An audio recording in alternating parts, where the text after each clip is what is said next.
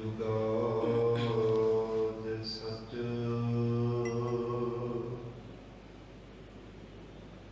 ਹੈ ਵੀ ਸਚ, ਨਾਨਕ ਹੋਸੀ ਵੀ ਸਚ।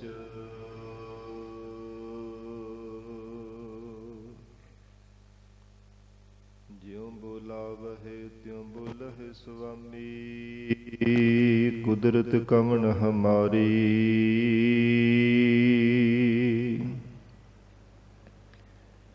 ਸਾਧ ਸੰਗ ਨਾਨਕ ਜਸ ਗਾਇਓ,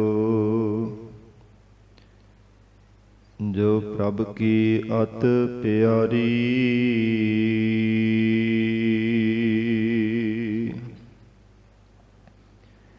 ਸਾਧ ਸੰਗ ਨਾਨਕ ਜਸ ਗਾਇਓ,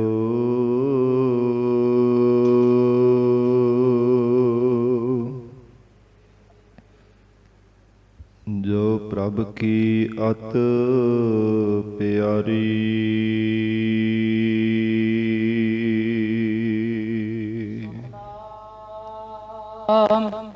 ਸ੍ਰੀ ਵਾਹਿਗੁਰੂ ਸਾਹਿਬ ਗੋਜਰੀ ਲਾ ਪੰਚਾ ਪੰਚ ਪਦਾ ਕਰ ਤੁਜਾ ਇੱਕ ਓੰਕਾਰ ਸਤਿਗੁਰ ਪ੍ਰਥਮੇ ਗਰਭ ਮਾਤਾ ਕੈ ਬਾਸਾ, ਊਹਾ ਛੋੜ ਧਰਨ ਮਹਿ ਆਇਆ।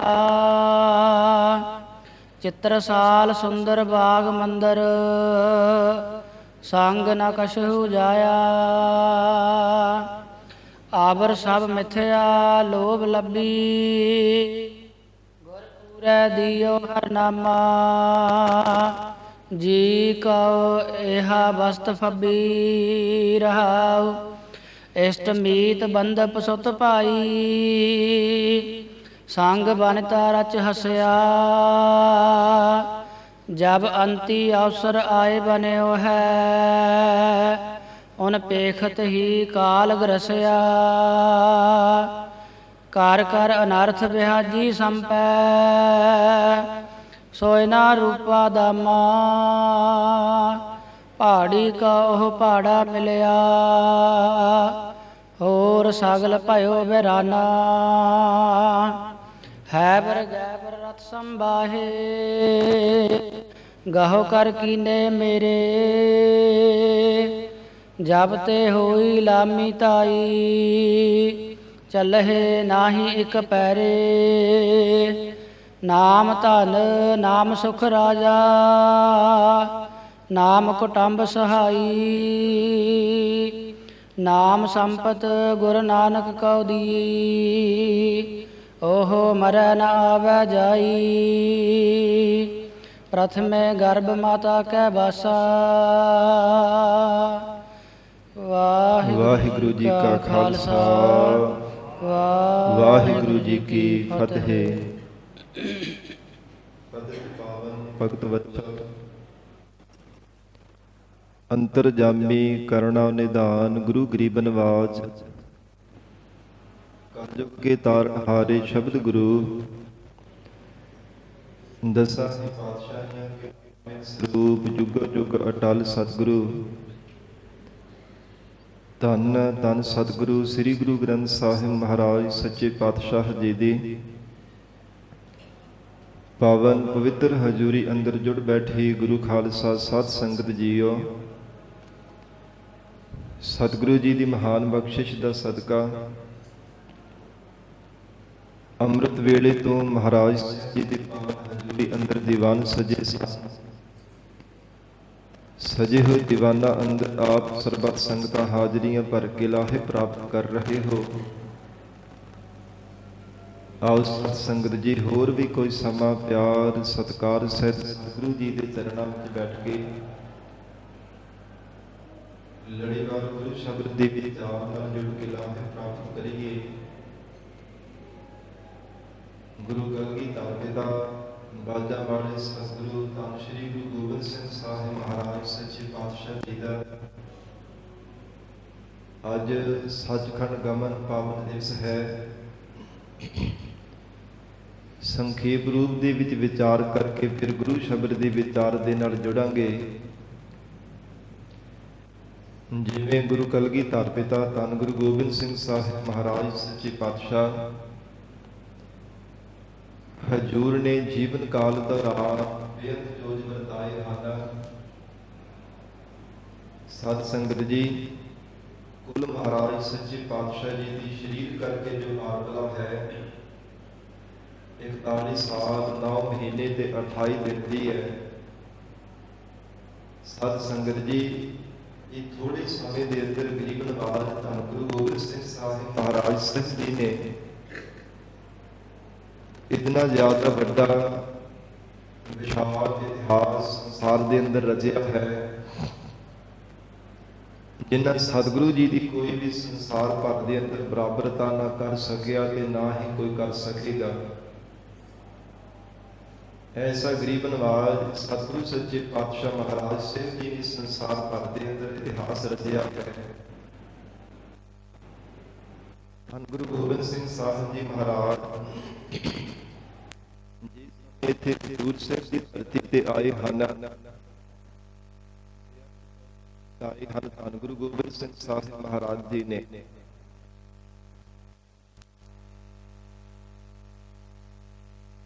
ਆਤ ਮਹਾਰਾਜ ਸਾਹਿਬ ਜੀ ਨੇ ਬਖਸ਼ਿਸ਼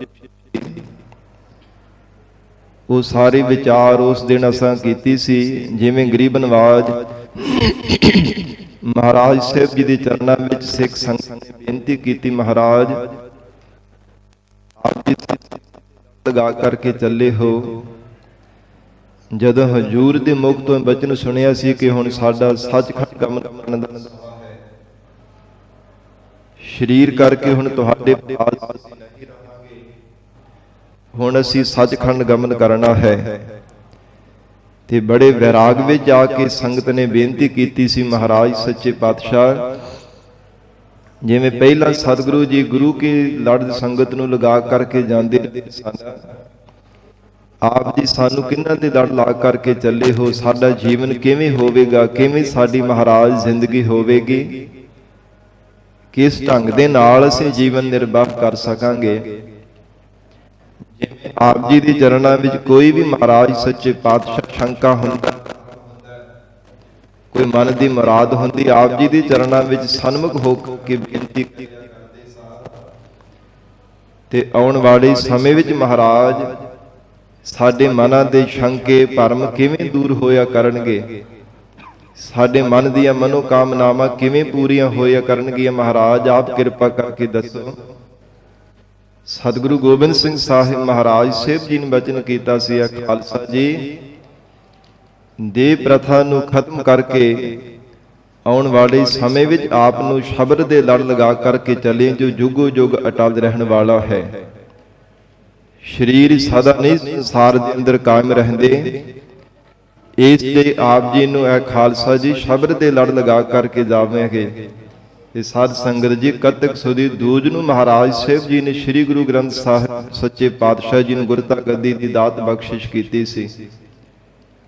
ਫਿਰ ਹਜੂਰ ਨੇ ਹੁਕਮ ਕੀਤਾ, ਇਹ ਖਾਲਸਾ ਜੀ ਜੋ ਸ੍ਰੀ ਅਖੰਡ ਪਾਠ ਸਾਹਿਬ ਪ੍ਰਾਰੰਭ ਕੀਤਾ ਜਾਵੇ। ਸਾਰੀ ਸਤ ਸੰਗਤ ਜੀ ਤਿਆਰੀ ਕੀਤੀ ਗਈ ਹੈ, ਸੁੰਦਰ ਚੰਦੋਆ ਲਗਾਇਆ ਗਿਆ ਕਨਾਤ ਤਾਣ ਕਰਕੇ। ਫਿਰ ਜਿਤਨੀ ਵੀ ਸਾਧ ਸੰਗਤ ਜੀ ਇਹ ਮਰਜ਼ਾਦਾ ਸੀ ਨਾ ਸ੍ਰੀ ਅਖੰਡ ਪਾਠ ਸਾਹਿਬ ਕਰਨ ਵਾਲੀ, ਦਮਦਮਾ ਸਾਹਿਬ ਜੋ ਮਰਜ਼ਾਦਾ ਕਾਇਮ ਕੀਤੀ ਸੀ, ਉਸੇ ਤਰ੍ਹਾਂ ਹੀ ਮਹਾਰਾਜ ਸਾਹਿਬ ਜੀ ਨੇ ਸ੍ਰੀ ਅਖੰਡ ਪਾਠ ਸਾਹਿਬ ਇਸ ਪਾਵਨ ਅਸਥਾਨ ਤੇ ਸੱਚਖੰਡ ਸ੍ਰੀ ਹਜੂਰ ਸ੍ਰੀ ਅਬਚਲ ਨਗਰ ਸਾਹਿਬ ਵਿਖੇ ਕਰਵਾਇਆ। ਤੇ ਧੰਨ ਗੁਰੂ ਗੋਬਿੰਦ ਸਿੰਘ ਸਾਹਿਬ ਮਹਾਰਾਜ ਆਪ ਸਤਿਗੁਰੂ ਜੀ ਚੌਂਕੜਾ ਲਗਾ ਕਰਕੇ ਸਾਧ ਸੰਗਤ ਜੀ ਇੱਕ ਓੰਕਾਰ ਤੋਂ ਲੈ ਕੇ 18 10 20 ਤੱਕ ਇੱਕ ਚੌਂਕੜੇ ਤੇ ਮਹਾਰਾਜ ਸਾਹਿਬ ਜੀ ਬੈਠ ਕਰਕੇ ਸੰਪੂਰਨ ਗੁਰਬਾਣੀ ਦਾ ਪਾਠ ਸਤਿਗੁਰੂ ਜੀ ਨੇ ਸਰਵਣ ਕੀਤਾ। ਜਦੋਂ ਇਸ਼ਨਾਨ ਦਾ ਸਮਾਂ ਹੁੰਦਾ, ਅੰਮ੍ਰਿਤ ਵੇਲੇ ਸਿੰਘਾਂ ਨੂੰ ਹੁਕਮ ਕਰਕੇ ਮਹਾਰਾਜ ਸਾਹਿਬ ਜੀ ਆਪਣੇ ਪਾਵਨ ਸਰੀਰ ਦੇ ਉੱਪਰ ਬੈਠਿਆਂ ਹੋਇਆਂ ਹੀ ਜਲ ਪਵਾ ਲੈਂਦੇ, ਉੱਥੇ ਬੈਠਿਆਂ ਹੀ ਇਸ਼ਨਾਨ ਕਰ ਲੈਂਦੇ ਸਨ। ਉਸੇ ਤਰ੍ਹਾਂ ਹੀ ਸੁਚਮਤਾ ਦੀ ਮਰਜ਼ਾਦਾ ਵੀ ਬਰਕਰਾਰ ਰੱਖੀ ਹੈ। ਤੇ ਗਰੀਬ ਨਵਾਜ਼ ਮਹਾਰਾਜ ਸਾਹਿਬ ਜੀ ਨੇ ਇੱਕ ਚੌਂਕੜੇ ਤੇ ਬੈਠ ਕਰਕੇ ਸਾਧ ਸੰਗਤ ਜੀ ਸੰਪੂਰਨ ਅਖੰਡ ਪਾਠ ਸਾਹਿਬ ਗੁਰਬਾਣੀ ਦਾ ਜਾਪ ਸਰਵਣ ਕੀਤਾ। ਫਿਰ ਨਾਲ ਹੁਕਮ ਕੀਤਾ ਹੈ, ਖਾਲਸਾ ਜੀ 100 ਮਣ ਜੋ ਹੈ 100 ਮਣ ਚੰਦਨ ਦੀ ਲੱਕੜ ਜਿਹੜੀ ਲਿਆ ਕਰਕੇ ਚਿਖਾ ਦੀ ਤਿਆਰੀ ਕੀਤੀ ਜਾਵੇ। ਜਿਵੇਂ ਮਹਾਰਾਜ ਸਾਹਿਬ ਜੀ ਨੇ ਹੁਕਮ ਕੀਤਾ ਸੀ ਉਸੇ ਤਰ੍ਹਾਂ ਹੀ ਸਿੱਖ ਭਾਵੇਂ ਸੇਵਾਦਾਰ ਇਕੱਤਰਤਾ ਕਰ ਰਹੇ ਨੇ। ਸਾਧ ਸੰਗਤ ਜੀ ਪਰ ਨੇਤਰਾਂ ਦੇ ਵਿੱਚੋਂ ਵੈਰਾਗ ਥੰਮਿਆ ਨਹੀਂ ਸੀ ਜਾ ਰਿਹਾ ਕਿ ਆਪਣੇ ਹੱਥੀ ਮਹਾਰਾਜ ਸੱਚੇ ਪਾਤਸ਼ਾਹ ਜੀ ਦੇ ਪਾਵਨ ਸਰੀਰ ਦਾ ਸੰਸਕਾਰ ਕਰਨ ਦੇ ਵਾਸਤੇ, ਪ੍ਰਚੰਡ ਕਰਨ ਦੇ ਵਾਸਤੇ ਗਰੀਬ ਨਵਾਜ ਸਤਿਗੁਰੂ ਜੀ ਦੇ ਲਈ ਅਸੀਂ ਆਪਣੇ ਹੱਥੀਂ ਇਹ ਤਿਆਰੀ ਕਰਦੇ ਪਏ ਹਾਂ। ਗਰੀਬ ਨਵਾਜ ਸਤਿਗੁਰੂ ਜੀ ਦੇ ਕੌਤਕਾਂ ਨੂੰ ਯਾਦ ਕਰ ਕਰਕੇ ਬਾਰ-ਬਾਰ ਨੇਤਰਾਂ ਦੇ ਵਿੱਚੋਂ ਵੈਰਾਗ ਪ੍ਰਗਟ ਕਰਦੇ ਐ। ਭਾਵੇਂ ਮਹਾਰਾਜ ਸਾਹਿਬ ਜੀ ਨੇ ਉਪਦੇਸ਼ ਦਿੱਤਾ, ਧੀਰਜਤਾ ਦੇ ਬਚਨ ਕੀਤੇ ਐ ਕਿ ਖਾਲਸਾ ਜੀ ਅਸੀਂ ਸਦਾ ਹੀ ਤੁਹਾਡੇ ਅੰਗ ਸੰਗ ਹੋ ਕਰਕੇ ਨਾਲ ਨਿਭਾਂਗੇ। ਇਹ ਖਾਲਸਾ ਜੀ ਕਦੇ ਵੀ ਆਪਣੇ ਤੋਂ ਸਾਨੂੰ ਵੱਖ ਨਾ ਸਮਝਣਾ। ਸਰੀਰ ਸਦਾ ਨਹੀਂ ਸੰਸਾਰ ਦੇ ਅੰਦਰ ਕਾਇਮ ਰਹਿੰਦੇ, ਪਰ ਮਹਾਰਾਜ ਸੱਚੇ ਪਾਤਸ਼ਾਹ ਕਹਿੰਦੇ ਤੁਹਾਡੇ ਤੋਂ ਕਦਾਚਿਤ ਵੀ ਅਸੀਂ ਵੱਖ ਨਹੀਂ ਹੋਣ ਵਾਲੇ। ਜਦੋਂ ਵੀ ਪੰਜ ਸਿੰਘ ਤਿਆਰ ਬਰ ਤਿਆਰ ਮਿਲ ਕਰਕੇ ਅਰਦਾਸ ਕਰਦੇ ਐ ਅਸੀਂ ਪ੍ਰਤੱਖ ਹਾਜ਼ਰ ਹੁੰਦੇ ਹਾਂ। ਮਹਾਰਾਜ ਸਤਿਗੁਰੂ ਜੀ ਦੇ ਐਸੇ ਬਚਨ ਸੁਣ ਕਰਕੇ ਭਾਵੇਂ ਸੰਗਤਾਂ ਦੇ ਮਨਾਂ ਵਿੱਚ ਬਹੁਤ ਧੀਰਜਤਾ ਆਈ ਹੈ, ਪਰ ਫੇਰ ਵੀ ਡਾਢੇ ਪਿਆਰ ਵਾਲੇ ਸਿੱਖ ਨੇਤਰਾਂ ਦੇ ਵਿੱਚੋਂ ਵੈਰਾਗ ਪ੍ਰਗਟ ਕਰਦੇ ਹਨ। ਨਾਲੇ ਤਾਂ ਸੇਵਾ ਕਰ ਰਹੇ ਨੇ, ਨਾਲੇ ਗਰੀਬ ਨਵਾਜ ਸਤਿਗੁਰੂ ਜੀ ਦੇ ਉਪਕਾਰਾਂ ਨੂੰ, ਮਹਾਰਾਜ ਸੱਚੇ ਪਾਤਸ਼ਾਹੀ ਦੇ ਗੁਣਾਂ ਨੂੰ ਯਾਦ ਕਰ ਕਰਕੇ ਵੈਰਾਗ ਕਰਦੇ ਐ। ਸਾਧ ਸੰਗਤ ਜੀ, ਧੰਨ ਗੁਰੂ ਗੋਬਿੰਦ ਸਿੰਘ ਸਾਹਿਬ ਮਹਾਰਾਜ ਸਤਿਗੁਰੂ ਜੀ ਨੇ ਐਸਾ ਕੌਤਕ ਵਰਤਾਇਆ ਕਿ ਜਦੋਂ ਗੁਰਿਆਈ ਦੀ ਦਾਤ ਮਹਾਰਾਜ ਸਾਹਿਬ ਜੀ ਨੇ ਬਖਸ਼ਿਸ਼ ਕਰ ਦਿੱਤੀ ਹੈ ਨਾ ਸ੍ਰੀ ਗੁਰੂ ਗ੍ਰੰਥ ਸਾਹਿਬ ਸੱਚੇ ਪਾਤਸ਼ਾਹ ਮਹਾਰਾਜ ਜੀ ਨੂੰ, ਤੇ ਬਾਅਦ ਵਿੱਚ ਭਾਈ ਦਇਆ ਸਿੰਘ ਜੀ ਗਰੀਬ ਨਵਾਜ ਸਤਿਗੁਰੂ ਜੀ ਦੇ ਚਰਨਾਂ ਤੇ ਨਮਸਕਾਰ ਕਰ ਰਹੇ ਨੇ। ਮਹਾਰਾਜ ਸਾਹਿਬ ਜੀ ਨੂੰ ਸੀਸ ਝੁਕਾ ਕਰਕੇ ਨਮਸਕਾਰ ਕਰਨ ਲੱਗੇ ਤੇ ਸਤਿਗੁਰੂ ਜੀ ਦੇ ਚਰਨ ਸਪਰਸ਼ ਹੀ ਨਹੀਂ ਸਨ ਹੋ ਰਹੇ। ਐਸਾ ਹੈਰਾਨੀਜਨਕ ਕੌਤਕ ਵਰਤਾਇਆ ਸਤਿਗੁਰੂ ਜੀ ਨੇ।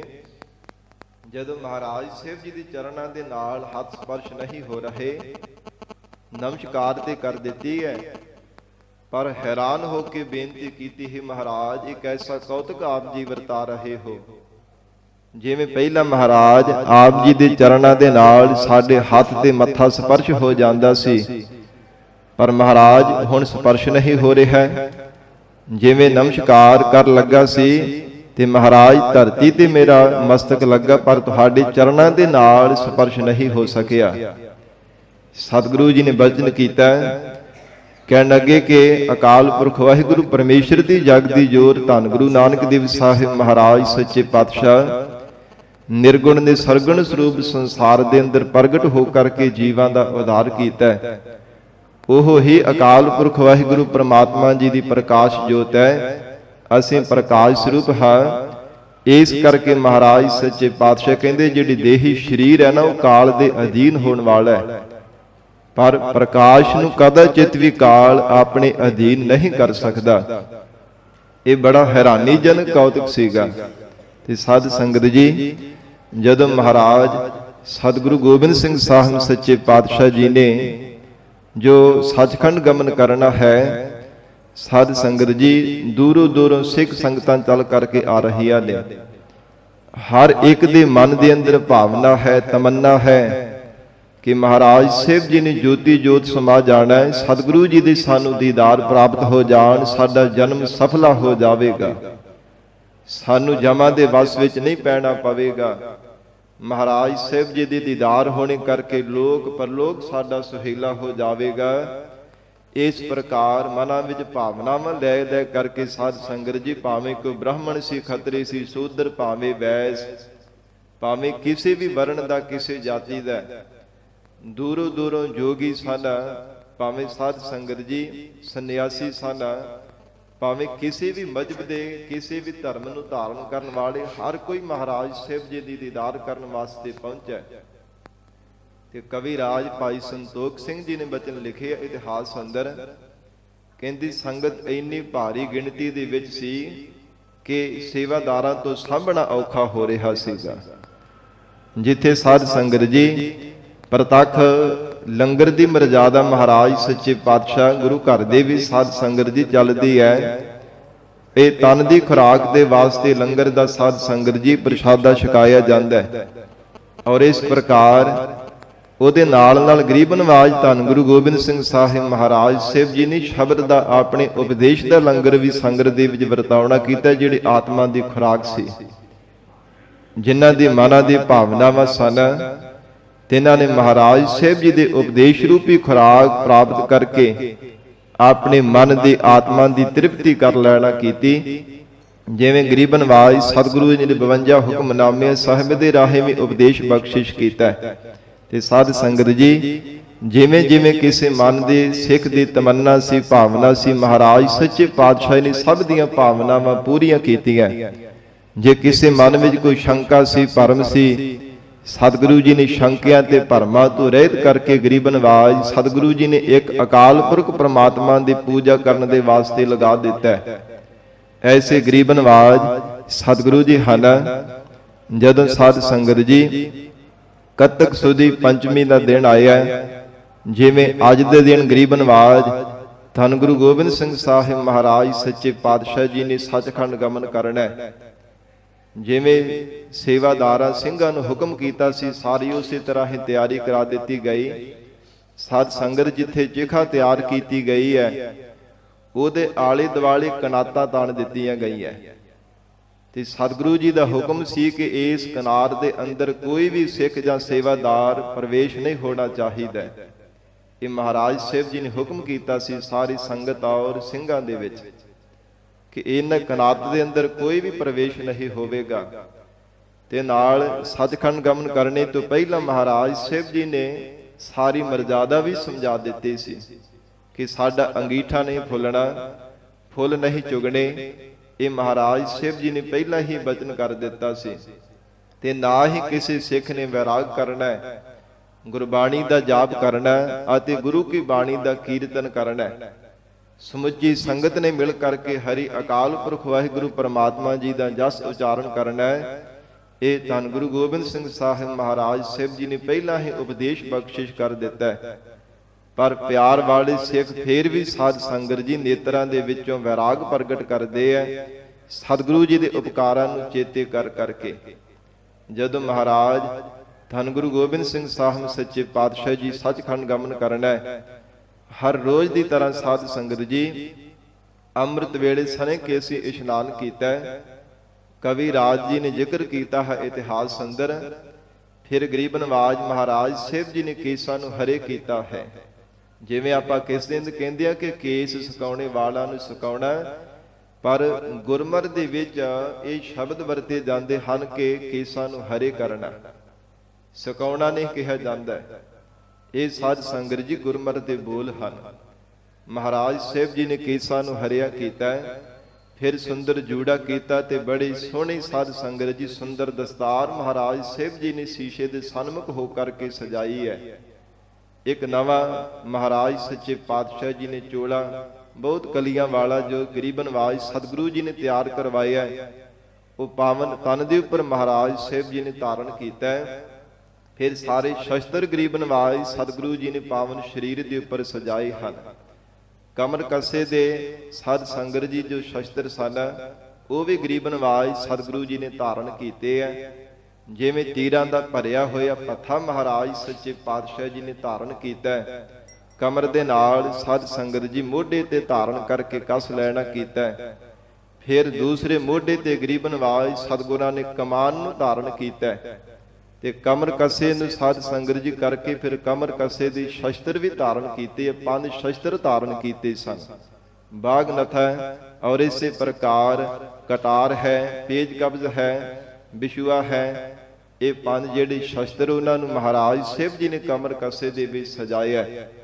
ਇਹ ਸਾਧ ਸੰਗਤ ਜੀ ਹੱਥ ਵਿੱਚ ਗਰੀਬ ਨਵਾਜ ਸਤਿਗੁਰੂ ਸਾਹਿਬ ਜੀ ਨੇ ਬੰਦੂਕ ਪਕੜੀ ਹੋਈ ਹੈ ਔਰ ਬੜੇ ਸੋਹਣੇ ਢੰਗ ਦੇ ਨਾਲ ਸੁੰਦਰ ਸਾਧ ਸੰਗਤ ਜੀ ਕਲੀਆਂ ਵਾਲਾ ਬੜੇ ਸੋਹਣੇ ਢੰਗ ਦੇ ਨਾਲ ਉਹਦੇ ਉੱਪਰ ਕਢਾਈ ਕੀਤੀ ਹੋਈ, ਜੋ ਸਤਿਗੁਰੂ ਜੀ ਨੇ ਸ਼ਮਸ਼ੀਰ ਵਾਲਾ ਗਾਤਰਾ ਆਪਣੇ ਤਨ ਦੇ ਉੱਪਰ ਗਲੇ ਵਿੱਚ ਪਹਿਨਿਆ ਹੋਇਆ ਹੈ। ਫਿਰ ਇੱਕ ਸਾਧ ਸੰਗਤ ਜੀ ਛੋਟੀ ਸ੍ਰੀ ਸਾਹਿਬ ਜੋ ਗਰੀਬ ਨਵਾਜ ਮਹਾਰਾਜ ਸਾਹਿਬ ਜੀ ਦਮਾਲੇ ਦੀ ਵੀ ਸਜਾਵਣਾ ਕੀਤੀ ਹੈ। ਧੰਨ ਗੁਰੂ ਗੋਬਿੰਦ ਸਿੰਘ ਸਾਹਿਬ ਮਹਾਰਾਜ ਹਜੂਰ ਨੇ ਜਦੋਂ ਸਾਰੀ ਤਿਆਰੀ ਕੀਤੀ ਹੈ ਤੇ ਸਤਿਗੁਰੂ ਜੀ ਦਾ ਦਗਦਾ ਹੋਇਆ ਨੂਰ ਇਉਂ ਨਜ਼ਰ ਆਉਂਦਾ ਪਿਆ।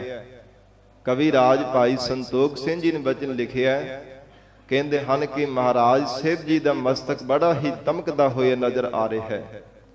ਜਪਜੀ ਸਾਹਿਬ ਗੁਰਬਾਣੀ ਦਾ ਪਾਠ ਮਹਾਰਾਜ ਸੱਚੇ ਪਾਤਸ਼ਾਹ ਜੀ ਨੇ ਕੀਤਾ ਹੈ। ਸਾਰੇ ਜਦੋਂ ਸ਼ਸਤਰ ਬਸਤਰ ਸਜਾ ਕਰਕੇ ਮਹਾਰਾਜ ਸਾਹਿਬ ਜੀ ਨੇ ਤਿਆਰੀ ਕੀਤੀ ਹੈ ਤੇ ਇਉਂ ਦੇਖਣ ਵਾਲਿਆਂ ਨੂੰ ਪ੍ਰਤੀਤ ਹੁੰਦਾ ਪਿਆ ਸੀ ਕਿ ਜਿਵੇਂ ਮਹਾਰਾਜ ਸੱਚੇ ਪਾਤਸ਼ਾਹ ਜੀ ਦੁਸ਼ਮਣਾਂ ਦੇ ਨਾਲ ਯੁੱਧ ਕਰਨ ਦੇ ਵਾਸਤੇ ਤਿਆਰੀ ਕੀਤੀ ਹੋਈ ਹੈ। ਮੈਦਾਨੇ ਜੰਗ ਦੇ ਵਿੱਚ ਜਾਣ ਦੇ ਵਾਸਤੇ ਜਿਵੇਂ ਸੂਰਮਾ ਤਿਆਰ ਹੋ ਕਰਕੇ ਸ਼ਸਤਰ ਬਸਤਰ ਸਜਾ ਕਰਕੇ ਸਨੱਧਬੱਧ ਹੋ ਜਾਂਦਾ ਹੈ, ਇਵੇਂ ਗਰੀਬ ਨਵਾਜ ਸਤਿਗੁਰੂ ਗੋਬਿੰਦ ਸਿੰਘ ਸਾਹਿਬ ਮਹਾਰਾਜ ਸਾਹਿਬ ਜੀ ਨੇ ਸਾਰੀ ਤਿਆਰੀ ਕੀਤੀ ਹੈ।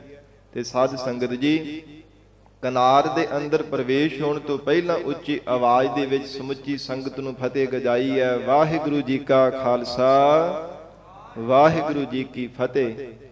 ਜਦੋਂ ਇਹ ਮਹਾਰਾਜ ਸਤਿਗੁਰੂ ਜੀ ਨੇ ਫਤਿਹ ਵਜਾਈ ਹੈ ਤੇ ਸਮੁੱਚੇ ਖਾਲਸਾ ਪੰਥ ਸਮੁੱਚੀਆਂ ਸੰਗਤਾਂ ਉੱਚੀ ਉੱਚੀ ਆਵਾਜ਼ ਦੀ ਫਤਿਹ ਦਾ ਜਵਾਬ ਦੇ ਰਹੇ ਹਨ। ਤੇ ਸਤਿਗੁਰੂ ਜੀ ਨੇ ਜੋ ਤਬੇਲੇ ਦੇ ਵਿੱਚ ਸਾਧ ਸੰਗਤ ਜੀ ਭਾਈ ਲੱਖਾ ਸਿੰਘ ਨਾਮ ਦਾ ਜੋ ਘੋੜਿਆਂ ਦੀ ਸੇਵਾ ਕਰਿਆ ਕਰਦਾ ਸੀ, ਉਸ ਨੂੰ ਹੁਕਮ ਕੀਤਾ ਕਿ ਜੋ ਤਬੇਲੇ ਵਿੱਚ ਘੋੜੇ ਬੱਧੇ ਹਨ ਉਹਨਾਂ ਦੇ ਉੱਪਰ ਕਾਠੀਆਂ ਪਾ ਕਰਕੇ ਤਿਆਰੀ ਕਰ ਦਿੱਤੀ ਜਾਵੇ। ਤੇ ਜੋ ਗਰੀਬ ਨਵਾਜ ਮਹਾਰਾਜ ਸਾਹਿਬ ਜੀ ਦਾ ਕਮੈਦ ਘੋੜਾ ਸੀ ਨਾ, ਉਹਦੇ ਉੱਪਰ ਸੋਨੇ ਦੀ ਕਾਠੀ ਪਾ ਕਰਕੇ ਸਾਰੀ ਤਿਆਰੀ ਕੀਤੀ ਗਈ ਹੈ। ਗਰੀਬ ਨਵਾਜ ਸਤਿਗੁਰੂ ਜੀ ਦੇ ਹਸਤ ਕਮਲਾਂ ਦੇ ਉੱਪਰ ਮਹਾਰਾਜ ਸਾਹਿਬ ਜੀ ਦੇ ਹੱਥਾਂ ਦੇ ਉੱਪਰ ਬਾਜ ਤੇ ਸਾਰੇ ਸ਼ਸਤਰ ਧਾਰ ਤਿਆਰ ਹੋ ਕਰਕੇ ਇਤਿਹਾਸਕਾਰਾਂ ਨੇ ਜ਼ਿਕਰ ਕੀਤਾ ਕਿ ਬਾਰ-ਬਾਰ ਉੱਚੀ ਆਵਾਜ਼ ਦੇ ਵਿੱਚ ਵਾਹਿਗੁਰੂ ਜੀ ਕਾ ਖਾਲਸਾ, ਵਾਹਿਗੁਰੂ ਜੀ ਕੀ ਫਤਿਹ, ਇਹ ਫਤਿਹ ਦੀ ਆਵਾਜ਼ ਕਿਨਾਰੇ ਦੇ ਵਿੱਚੋਂ ਬਾਰ-ਬਾਰ ਆ ਰਹੀ ਸੀ। ਤੇ ਬਾਹਰ ਜਿਹੜੇ ਪਹਿਰੇ ਤੇ ਖੜੇ ਹੋਏ ਸਿੰਘ ਸਨ ਉਹ ਵੀ ਅੱਗੋਂ ਫਤਿਹ ਦਾ ਜਵਾਬ ਫਤਿਹ ਵਿੱਚ ਉੱਚੀ ਤੇ ਗਰਜਵੀਂ ਆਵਾਜ਼ ਦੇ ਵਿੱਚ ਦਿੰਦੇ ਪਏ ਸਨ। ਭਾਵੇਂ ਵੈਰਾਗ ਦੇ ਕਰਕੇ ਨੇਤਰਾਂ ਤੋਂ ਥੰਮਿਆ ਨਹੀਂ ਸੀ ਜਾਂਦਾ ਪਿਆ, ਨੇਤਰਾਂ ਦੇ ਵਿੱਚੋਂ ਸਾਧ ਸੰਗਤ ਜੀ ਹੰਝੂ ਵਹਿ ਰਹੇ ਸਨ, ਪਰ ਉੱਚੀ ਆਵਾਜ਼ ਦੇ ਵਿੱਚ ਫਿਰ ਵੀ ਗਰਜਵੀਂ ਆਵਾਜ਼ ਦੇ ਵਿੱਚ ਫਤਿਹ ਦਾ ਜਵਾਬ ਫਤਿਹ ਵਿੱਚ ਦਿੰਦੇ ਪਏ ਸਨ। ਇੰਨੇ ਸਮੇਂ ਨੂੰ ਸਾਧ ਸੰਗਤ ਜੀ ਜੋ ਅਗਨ ਜੀ ਸਾਧ ਸੰਗਤ ਜੀ ਉਸ ਨੂੰ ਪ੍ਰਜਵਲਿਤ ਕਰ ਦੇਣਾ ਕੀਤਾ ਹੈ। ਤੇ ਗਰੀਬ ਨਵਾਜ ਧੰਨ ਗੁਰੂ ਗੋਬਿੰਦ ਸਿੰਘ ਸਾਹਿਬ ਮਹਾਰਾਜ ਸਾਹਿਬ ਕੌਤਕ ਵਰਤਾਇਆ।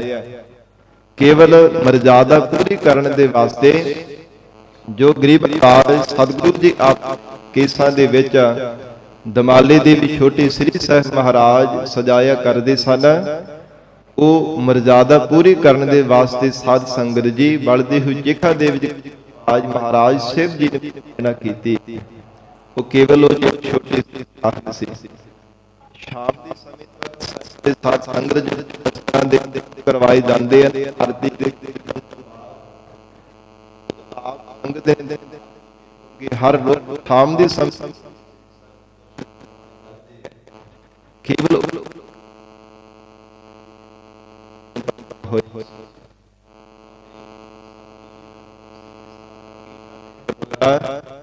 ਗਰੀਬ ਨਵਾਜ ਮਹਾਰਾਜ ਸਾਹਿਬ ਜੀ ਨੇ ਹੁਕਮ ਕੀਤਾ ਸੀ, ਪਰ ਜਦੋਂ ਏਦਾਂ ਦਾ ਕੌਤਕ ਵਰਤਿਆ ਜਿਹੜੇ ਸਿੰਘ ਦੇਖਿਆ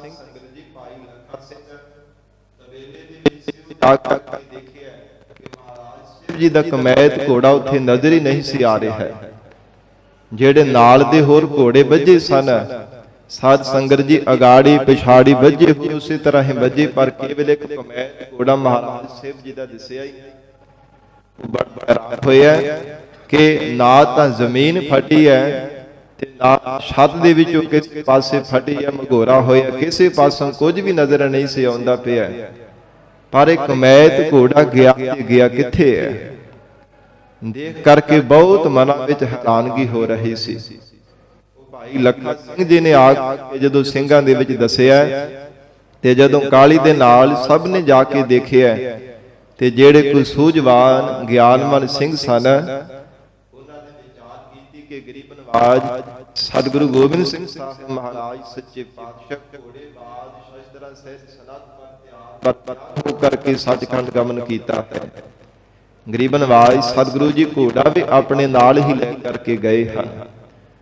ਇਹ ਮਹਾਰਾਜ ਸਾਹਿਬ ਜੀ ਦਾ ਕੌਤਕ ਦੇਖਿਆ, ਪਰ ਜਦੋਂ ਕੋਈ ਸੰਗਤ ਦੇ ਮਨਾਂ ਵਿੱਚ ਸ਼ੰਕੇ ਪਏ, ਫਿਰ ਜਿਹੜੇ ਸੰਗਤ ਕੁਝ ਮੁਖੀ ਵਿਚਾਰਵਾਨ ਸਿੰਘ ਸਨ, ਉਹਨਾਂ ਨੇ ਮਹਾਰਾਜ ਸੱਚੇ ਪਾਤਸ਼ਾਹ ਜੀ ਦਾ ਅੰਗੀਠਾ ਖੋਲ ਲੈਣਾ ਕੀਤਾ ਕਿ ਪਤਾ ਚੱਲ ਜਾਵੇਗਾ ਕਿ ਸਤਿਗੁਰੂ ਜੀ ਸੱਚ ਜੀ ਦੇ ਅੰਗੀਠੇ ਦੇ ਵਿੱਚੋਂ ਕੇਵਲ ਛੋਟੀ ਸ੍ਰੀ ਸਾਹਿਬ ਹੀ ਪ੍ਰਾਪਤ ਹੋਈ ਸੀ। ਛੋਟੀ ਸ੍ਰੀ ਸਾਹਿਬ ਜਿਹੜੇ ਸ਼ਾਮ ਦੇ ਸਮੇਂ ਤਖਤ ਸਾਹਿਬ ਦੇ ਜੋ ਦਰਸ਼ਨ ਕਰਵਾਏ ਜਾਂਦੇ, ਉਹ ਹੀ ਛੋਟੀ ਕਿਰਪਾਨ ਛੋਟੀ ਸ੍ਰੀ ਸਾਹਿਬ ਹੈ, ਜਿਸ ਦੇ ਜੋ ਅੰਗੀਠੇ ਦੇ ਵਿੱਚੋਂ ਸੰਗਤ ਨੂੰ ਸਿੰਘਾਂ ਨੂੰ ਪ੍ਰਾਪਤ ਹੋਈ ਸੀ। ਤੇ ਸਾਧ ਸੰਗਤ ਜੀ ਫਿਰ ਨਿਸ਼ਚੈ ਹੋ ਗਿਆ ਕਿ ਸੱਚ ਹੀ ਮਹਾਰਾਜ ਸੱਚੇ ਪਾਤਸ਼ਾਹ ਸਨ, ਜਿਹੀ ਘੋੜੇ ਬਾਜ ਤੇ ਸ਼ਸਤਰਾਂ ਦੇ ਸਿੱਧ ਹੋ ਕਰਕੇ ਮਹਾਰਾਜ ਸਾਹਿਬ ਜੀ ਨੇ ਸੱਚਖੰਡ ਗਮਨ ਕੀਤਾ ਹੈ। ਤੇ ਇੰਨੇ ਸਮੇਂ ਨੂੰ ਇੱਕ ਸਾਧ ਸੰਗਤ ਜੀ ਸਿੱਖ ਆਇਆ, ਉਹਨੇ ਆ ਕਰਕੇ ਕਿਸੇ ਜੰਗਲ ਦੇ ਵਿੱਚ ਮੈਂ ਜਾ ਰਿਹਾ ਸਾਂ, ਉਥੇ ਘੋੜੇ ਤੇ ਸਵਾਰ ਗਰੀਬ ਨਵਾਜ ਧੰਨ ਗੁਰੂ ਗੋਬਿੰਦ ਸਿੰਘ ਸਾਹਿਬ ਮਹਾਰਾਜ ਸ਼ਸਤਰਧਾਰੀ ਸਤਿਗੁਰੂ ਜੀ ਬਾਜ ਦੇ ਸਹਿਤ ਤਿਆਰ ਬਰ ਤਿਆਰ ਮੈਨੂੰ ਦਰਸ਼ਨ ਦਿੱਤੇ ਹੈ। ਤੇ ਮੈਂ ਵਚਨ ਕੀਤਾ ਗਰੀਬ ਨਵਾਜ ਸਤਿਗੁਰੂ ਸਾਹਿਬ ਜੀ ਨੇ ਕਿ ਜਾਓ ਤਖਤ ਸਾਹਿਬ ਤੇ ਜਾ ਕੇ ਜੋ ਖਾਲਸੇ ਸਿੰਘ ਬੈਠੇ ਹਨ, ਉਹਨਾਂ ਨੂੰ ਵਚਨ ਕਰੋ ਖਾਲਸਾ ਜੀ ਸਤਿਗੁਰੂ ਜੀ ਤੁਹਾਡੇ ਤੋਂ ਦੂਰ ਨਹੀਂ ਹਨ, ਮਹਾਰਾਜ ਸੱਚੇ ਪਾਤਸ਼ਾਹ ਸਦਾ ਹੀ ਤੁਹਾਡੇ ਅੰਗ ਸੰਗ ਹਨ। ਇਹ ਗਰੀਬ ਨਵਾਜ ਸਤਿਗੁਰੂ ਜੀ ਦਾ ਬਚਨ ਆ ਕਰਕੇ ਸਿੱਖ ਨੇ ਸੁਣਾਇਆ, ਤੇ ਅਜੇ ਵੀ ਸਾਰੀ ਸੰਗਤ ਦੇ ਮਨਾਂ ਦੇ ਵਿੱਚ ਵੈਰਾਗ ਸੀਗਾ। ਫਿਰ ਸਾਧ ਸੰਗਤ ਜੀ ਜੋ ਭਾਈ ਰਤਨਦਾਸ ਮਹਾਤਮਾ ਸਨ, ਬੰਦਗੀ ਕਰਨ ਵਾਲੇ ਮਹਾਂਪੁਰਖ, ਜਿਨ੍ਹਾਂ ਦੀ ਯਾਦ ਵਿੱਚ ਰਤਨਗੜ੍ਹ ਸਾਹਿਬ ਪਾਵਨ ਅਸਥਾਨ ਬਣਿਆ, ਆਪ ਸੰਗਤ ਨੇ ਦੀਦਾਰ ਕੀਤੇ ਹੋਣਗੇ। ਸਾਧ ਸੰਗਤ ਜੀ ਗੁਰਦੁਆਰਾ ਲੰਗਰ ਸਾਹਿਬ ਵੱਲੋਂ ਸ੍ਰੀਮਾਨ ਸੰਤ ਬਾਬਾ ਨਰਿੰਦਰ ਸਿੰਘ ਜੀ, ਸੰਤ ਬਾਬਾ ਬਲਵਿੰਦਰ ਸਿੰਘ ਜੀ ਮਹਾਂਪੁਰਖ ਕਾਰ ਸੇਵਾ ਵਾਲੇ ਮਹਾਂਪੁਰਖਾਂ ਦੇ ਵੱਲੋਂ ਉਸ ਅਸਥਾਨ ਦੀ ਸਾਧ ਸੰਗਤ ਜੀ ਸੇਵਾ ਚੱਲ ਰਹੀ ਹੈ। ਬੜੇ ਸੋਹਣੇ ਢੰਗ ਦੇ ਨਾਲ ਉੱਥੇ ਦਰਬਾਰ ਸਾਹਿਬ ਤਿਆਰ ਕੀਤਾ ਜਾ ਰਿਹਾ ਹੈ। ਉਸ ਅਸਥਾਨ ਤੇ ਉਹ ਮਹਾਤਮਾ ਜੀ ਨੂੰ ਦਰਸ਼ਨ ਦਿੱਤੇ ਹੈ, ਤੇ ਸਤਿਗੁਰੂ ਜੀ ਨੇ ਸੀਤ ਪ੍ਰਸਾਦ ਵੀ ਉਹਨਾਂ ਨੂੰ ਦਿੱਤਾ ਕਿ ਜਾਓ ਖਾਲਸੇ ਔਰ ਸੰਗਤਾਂ ਸਿੱਖ ਸੰਗਤਾਂ ਵੈਰਾਗ ਕਰ ਰਹੀ ਹੈ, ਮਹਾਤਮਾ ਜੀ ਜਾ ਕਰਕੇ ਸੰਗਤ ਨੂੰ ਸਾਡੇ ਵੱਲੋਂ ਹੁਕਮ ਸੁਣਾਉਣਾ।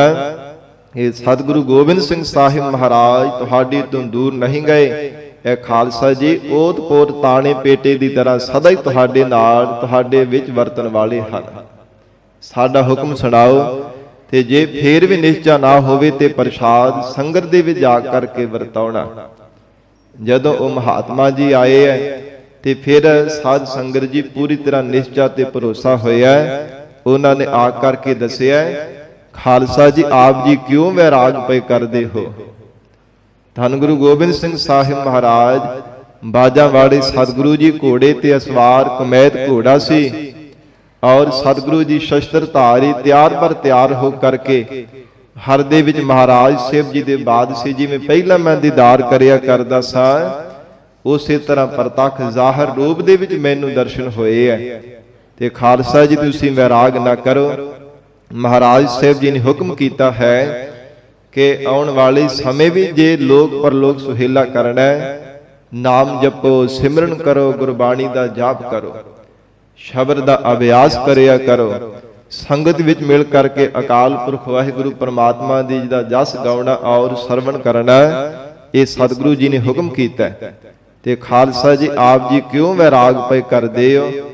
ਜਦੋਂ ਉਹ ਸਾਧ ਸੰਗਤ ਜੀ ਮਹਾਤਮਾ ਜੀ ਦੀ ਰਸਨਾ ਤੋਂ ਬਚਨ ਸੁਣੇ, ਫਿਰ ਮਨ ਦੇ ਅੰਦਰ ਭਰੋਸਾ ਹੋਇਆ ਸੀ। ਇਸ ਪ੍ਰਕਾਰ ਕਿਉਂਕਿ ਸਤਿਗੁਰੂ ਜੀ ਦੇ ਗੁਰਬਾਣੀ ਅੰਦਰ ਵੀ ਮੁੱਖ ਵਾਕ ਹਨ। ਮਹਾਰਾਜ ਸਾਹਿਬ ਜੀ ਨੇ ਉਚਾਰਨ ਕੀਤਾ ਹੈ, ਸਤਿਗੁਰ ਮੇਰਾ ਸਦਾ ਸਦਾ ਨਾ ਆਵੇ ਨਾ ਜਾਏ, ਉਹ ਅਬਿਨਾਸੀ ਪੁਰਖ ਹੈ ਸਭ ਮਹਿ ਰਹਿਆ ਸਮਾਏ। ਕਿਉਂਕਿ ਸਤਿਗੁਰੂ ਜੀ ਅਕਾਲ ਪੁਰਖ ਵਾਹਿਗੁਰੂ ਪਰਮਾਤਮਾ ਜੀ ਦਾ ਸਰੂਪ ਹਨ। ਗੁਰ ਪਰਮੇਸ਼ਰ ਏਕੋ ਜਾਨ। ਜੇ ਸਤਿਗੁਰੂ ਜੀ ਪਰਮਾਤਮਾ ਦਾ ਸਰੂਪ ਹਨ ਤੇ ਪ੍ਰਮਾਤਮਾ ਦੀ ਲੀਲਾ ਨੂੰ ਕੋਈ ਜਾਣ ਨਹੀਂ ਸਕਦਾ।